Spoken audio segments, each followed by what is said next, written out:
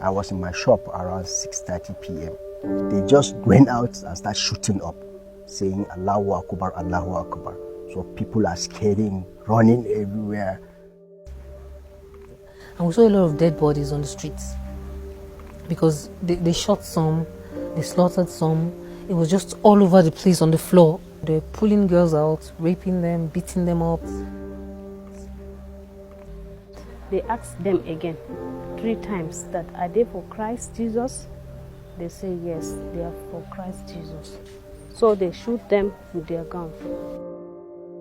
The whole of our village were burned down. My family were burned into ashes, 8 of them, the 4 children, and my wife and my mother, my father.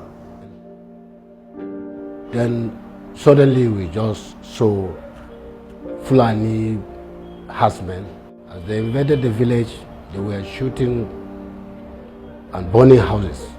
Suddenly we heard a boom, and before we knew it, it was our church that was bombed.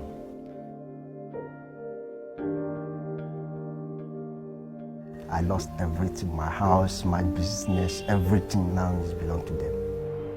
I have no shelter. Likewise, my children have nowhere and no school.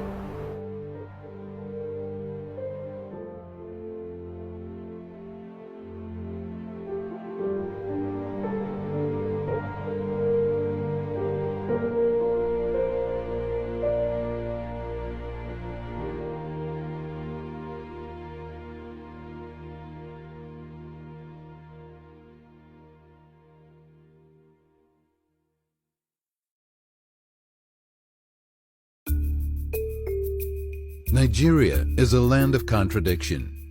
Africa's most populous country is considered to be a rising economic and political power on the continent.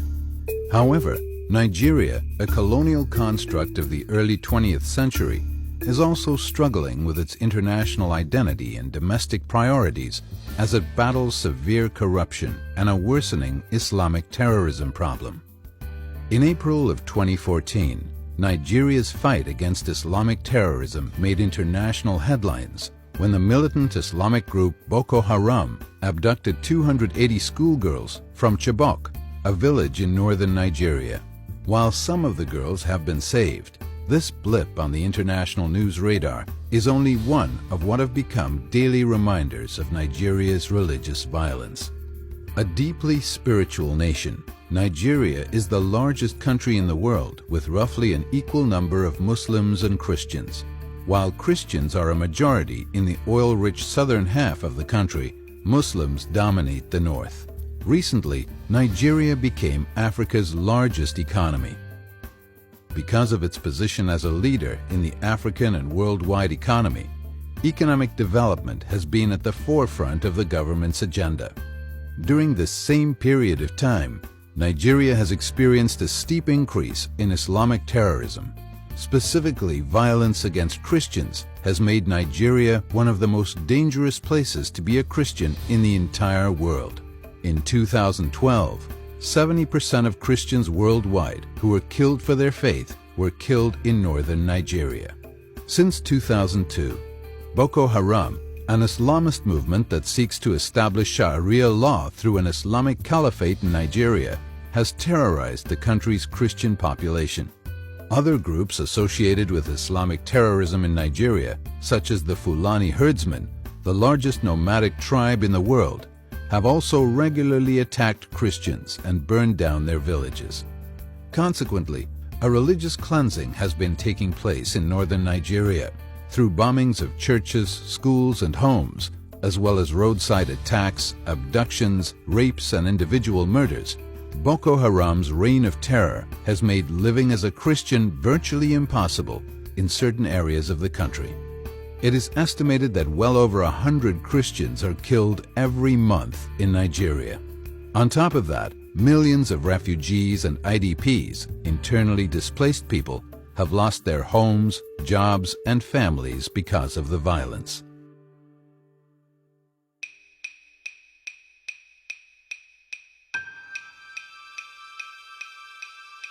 Because much of Boko Haram's violence has taken place in northern Nigeria, many Christians have fled to the closest reasonably safe location available, neighboring Niger, Chad, and Cameroon. Unfortunately, they are some of the poorest countries in the world and are thus ill-equipped to deal with a refugee crisis. Well over 200,000 refugees have spilled into Cameroon alone. Camps set up by the United Nations have also failed to provide either suitable protection or the basic resources needed for these refugees to survive. Way back in Nigeria, I work in Abuja. I work with the National Assembly. I am a domestic aide to one honorable. Jonathan became a refugee in Cameroon when his village in northeast Nigeria was attacked by Boko Haram. Many of our brothers been killed. Some of our houses were destroyed, our fellow brothers. Some lost their aunts, daughters, children, parents, and so many other things.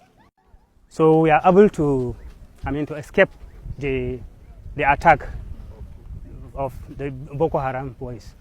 So we crossed to the border where we have an assistance from the UNHCR.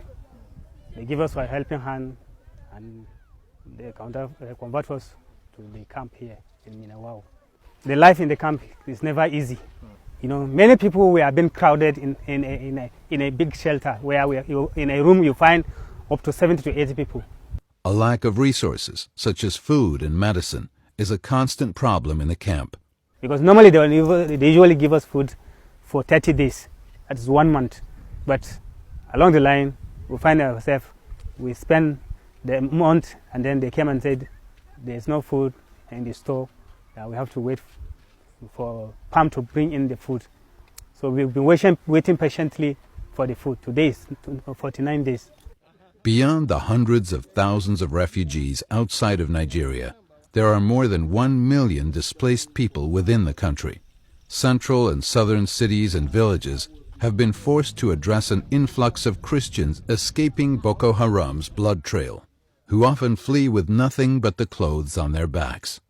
One particularly vulnerable group of displaced persons are orphans of the victims of Boko Haram and other Islamic terrorists, as well as individuals and families who have converted to Christianity from Islam. Despite the risks and lack of resources, some are finding ways to make a difference for those who need it most. I came from Taraba State. I was 50 years just on Sunday, last Sunday. I came to Christ the year 1999. And what were you before? I was a Muslim. I'm Fulani by tribe. Aisatu's personal struggle motivates the work she does today. After converting to Christianity, she was severely beaten by both her father and husband before being kicked out of her home in northern Nigeria. Her 2 children were taken from her and sent to Saudi Arabia. Eventually, Aisatu made her way to central Nigeria and received a calling to help those who have suffered in a similar way. God said, I allowed you to go through all this things so that you can be a mother to all the persecuted. I say, okay. So when we found out that many people are killed because of Christ in this nation, and some people who are in the far north, their children who are Christian, their children are not given the chance to go to school because of their religion. I said, God, what do I do? He said, that is why I told you, you are a mother to all. I don't want to see children who lost their parents for the name of Christ to go about without school, because most of the street children, you see, they are children that are orphans. These are the children that are affected much. Despite living day to day, Aisatu and her supporters have built an orphanage in central Nigeria that now houses over 100 women and children. Here, families are able to learn, pray, play, and live freely and safely. How long have you been here? It's 4 months now. I see. And how do you like it here? I like this place very well because I learn more about God. I think when I go outside, sometimes I think some people will kill me. So when you're inside here, how do you feel? So I feel, because I feel that I know it's only God protect me to keep me there. I see. Okay. So you feel safe? I feel safe.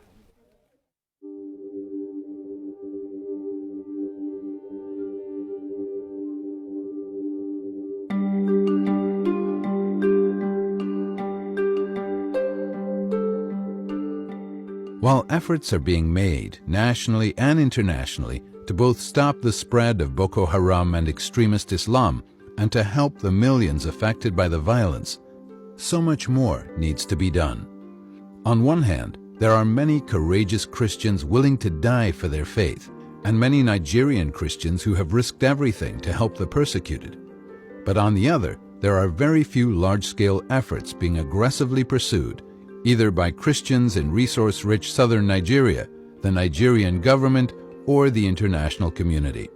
I wanted, if I am being given the opportunity to live like a normal man in the world, where I can cater for myself and my family, send my children to school, get the best education they can get, and then we'll find a very conducive environment where my family and I can live. That is my goal. Until others heed the call to prayer and action, individuals such as Aissatou will continue bravely working to help the persecuted day to day and person by person. When I go out and come out, you see how they are trooping. This one, granny, grandma, oh, mommy, and I feel so glad. I feel so happy.